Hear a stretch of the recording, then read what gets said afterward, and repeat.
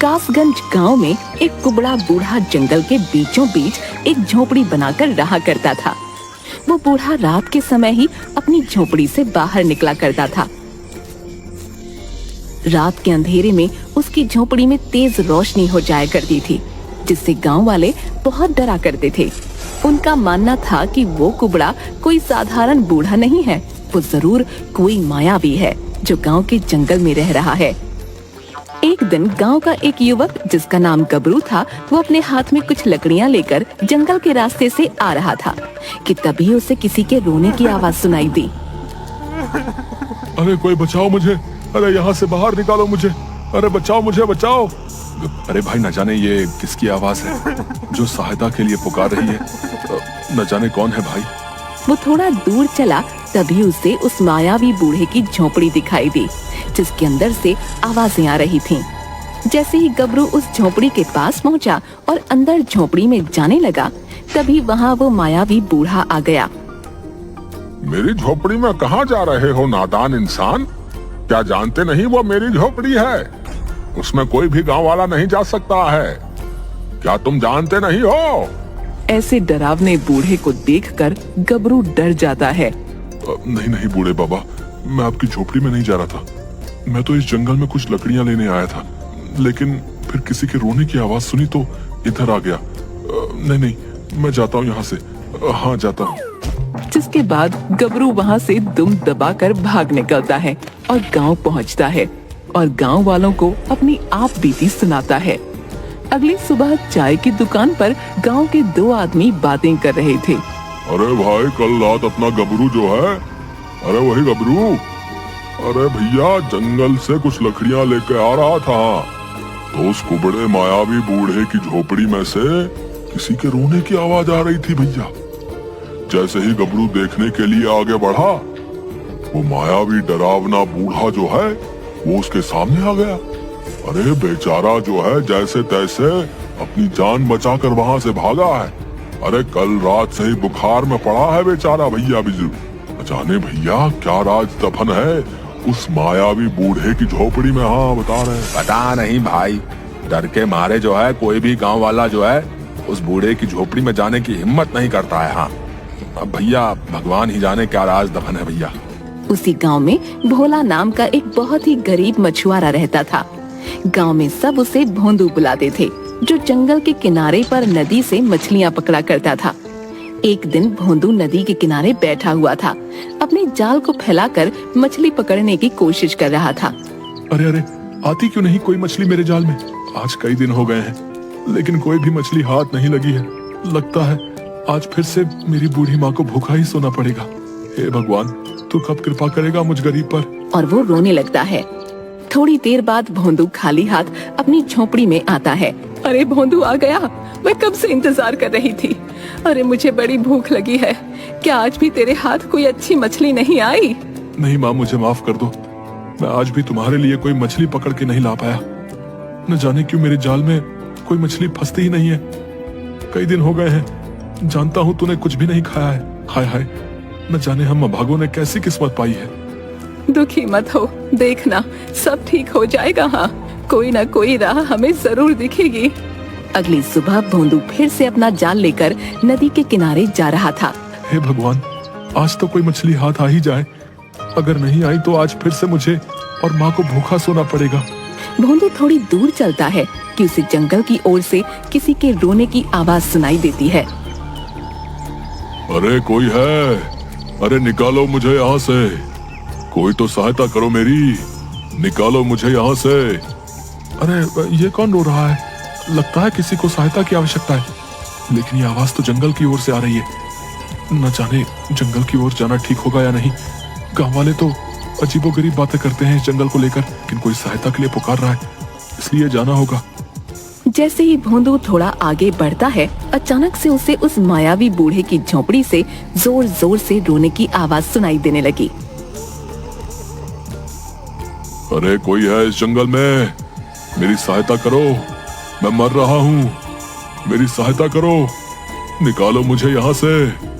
न जाने ये किसकी आवाज है, कौन सहायता के लिए पुकार रहा है। भोंदू जैसे ही आगे बढ़ा तो उसे उस कुबड़े मायावी बूढ़े की झोपड़ी दिखाई दी, जहाँ से आवाज आ रही थी।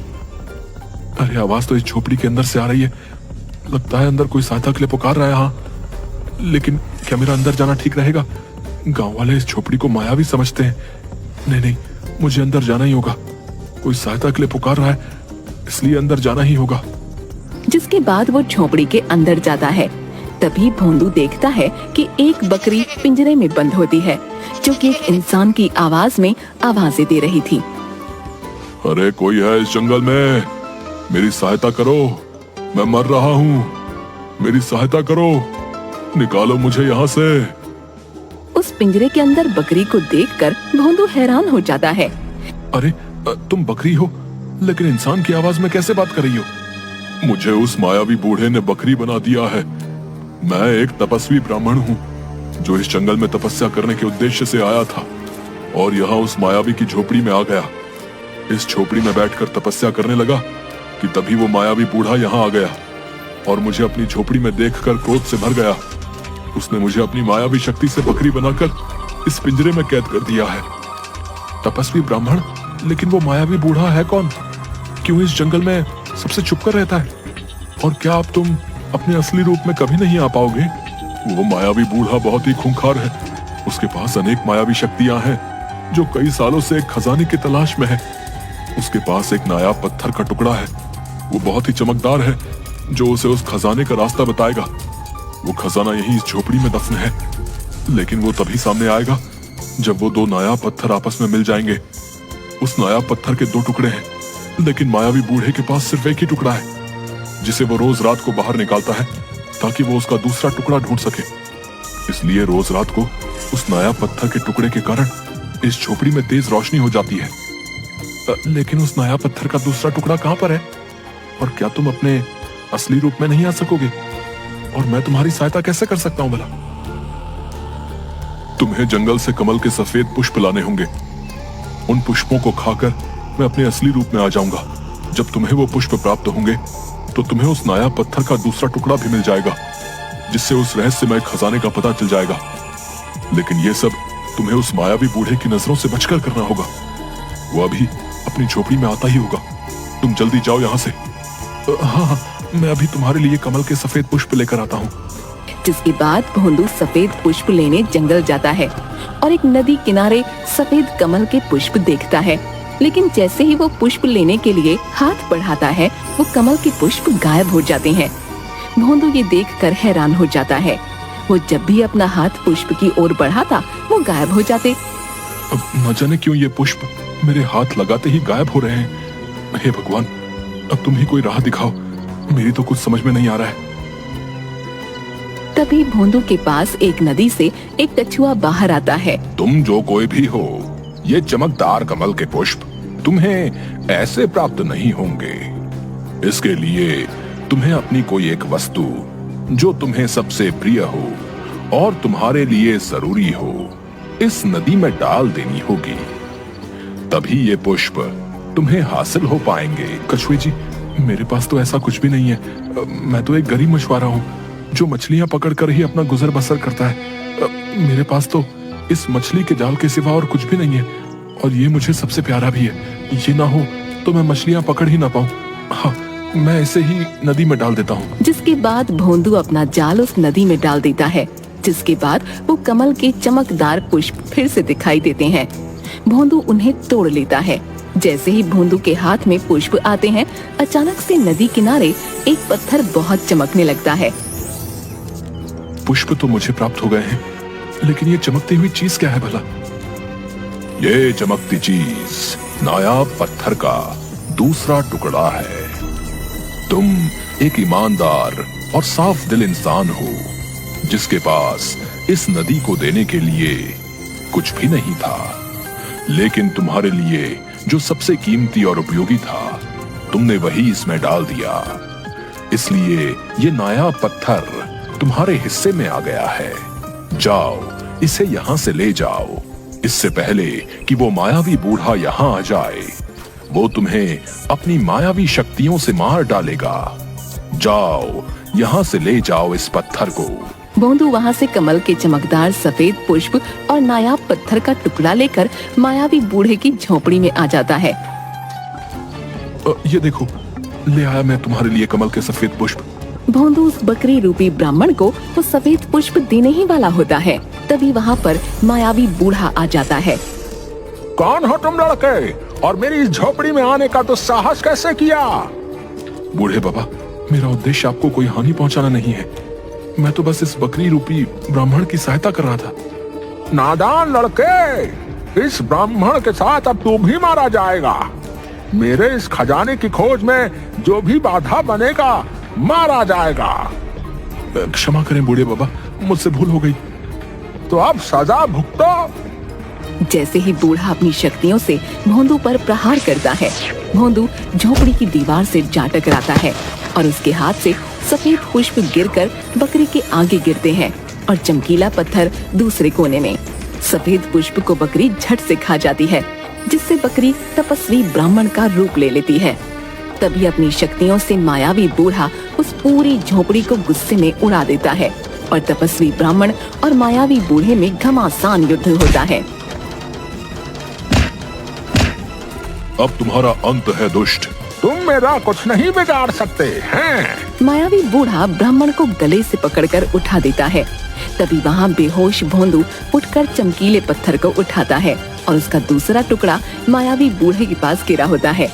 भोंदू उन दोनों टुकड़ों को जोड़ देता है, जिससे एक बहुत तेज रोशनी निकलती है। भोंदू ये सब देखकर हैरान हो जाता है। भोंदू, तुम डरो मत। इस नायाबी पत्थर ने इस मायावी बूढ़े की लालच की सजा इसे दे दी है। ये कोई साधारण पत्थर नहीं है। जब भी कोई अपने लालच के लिए इसे इस्तेमाल करेगा तो ये उसे जलाकर राख कर देगा। लेकिन ये मायावी बूढ़ा ये जानते हुए भी अपने लालच में अंधा हो गया और अपना सर्वनाश कर बैठा। अरे अरे, ये क्या हो गया भैया? इस बूढ़े बाबा को लालच नहीं करना चाहिए था भैया। तभी भोंदू और तपस्वी ब्राह्मण मुड़कर देखते हैं। झोपड़ी की जगह बेशकीमती खजाना सामने था। तपस्वी ब्राह्मण उस खजाने में से कुछ हिस्सा भोंदू को देते हैं। ये लो भले इंसान, इस खजाने में से कुछ हिस्सा तुम्हारे लिए। ये तुम्हारी इंसानियत का तोहफा है। तुम एक साफ दिल के ईमानदार इंसान हो, जो बिना डरे मेरी सहायता करने इस मायावी झोपड़ी में चले आए। तुम्हारी ही वजह से मैं बकरी से अपने असली रूप में आ पाया। जाओ भोंदू, अब तुम इस खजाने की मदद से अपना जीवन अच्छे से व्यतीत करना। आपका बहुत बहुत धन्यवाद तपस्वी ब्राह्मण।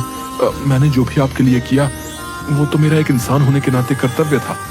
अब इस खजाने की मदद से मेरी माँ को कभी भूखा नहीं सोना पड़ेगा। ये बोलते हुए भोंदू की आंखों से आंसू आ जाते हैं। हे रहस्यमय खजाने, तुम अपने स्थान पर वापस चले जाओ। यहाँ तुम्हारी आवश्यकता सिर्फ इस गरीब मछुआरे को थी, जो कि तुम्हारे कुछ हिस्से से पूरी हो गई है।